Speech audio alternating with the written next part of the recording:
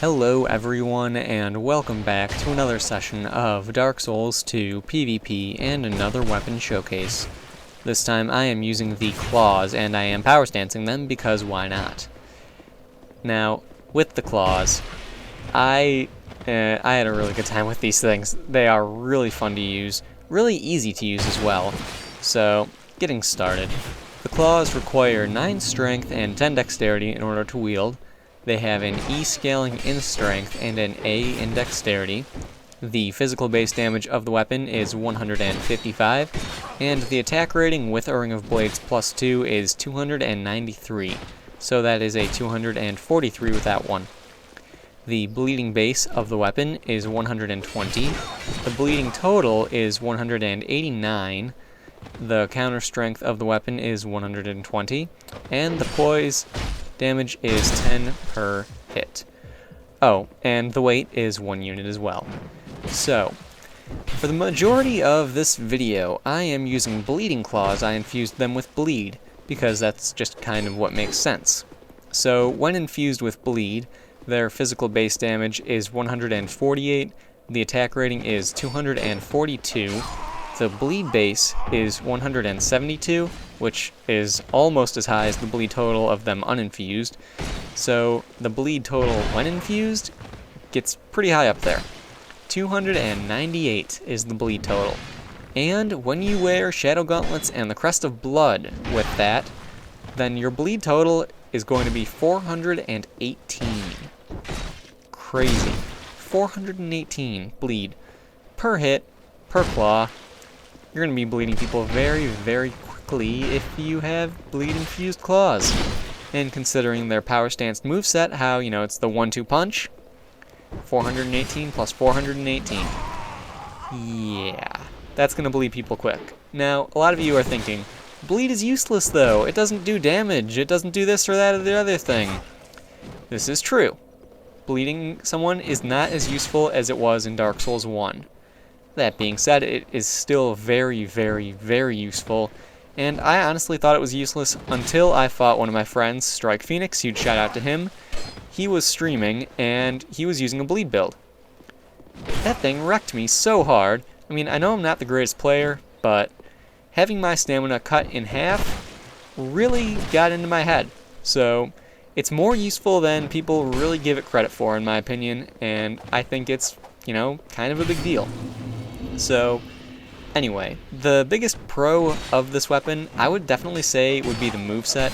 Chances are you're not going to be using a single one of these, you're going to be power stancing, and they do have the standard fist power stance.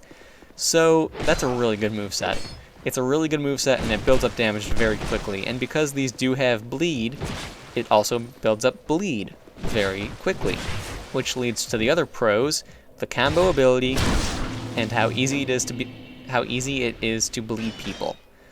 As well as the fact that power stancing these things is just really fun to do. It's not difficult, it's really easy and really fun.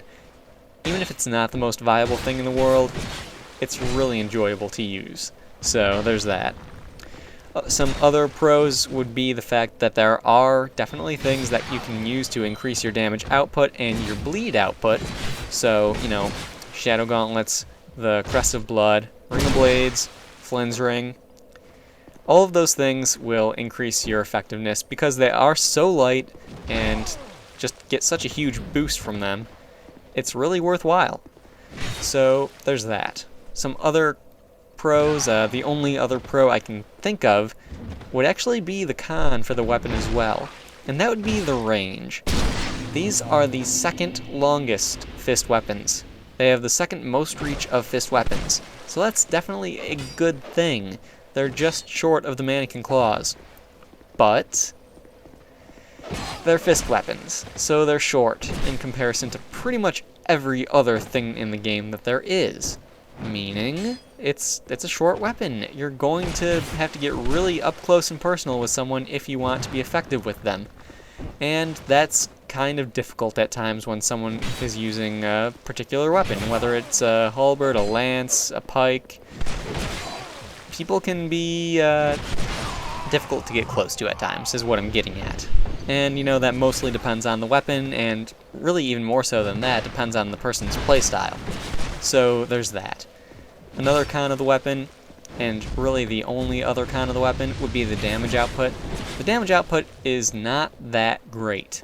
It's, you know, it's a claw. It's a fist weapon. It's not the Vanquisher Seal by any stretch of the imagination. So it does fall short in that respect.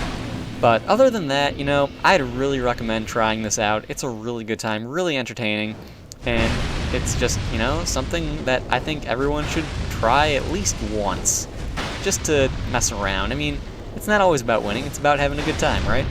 It's about doing something stupid, and, you know, playing with dual claws, I wouldn't say it's exactly something stupid, but it's fun, is what I'm getting at. It's a lot of fun. So, anyway, this is the last fight. Jum here decided to start messing with me after he invaded, so I'll let you guys see how this ends. Anyway, last fight. Hope you guys enjoyed the video, and I will see you all next time.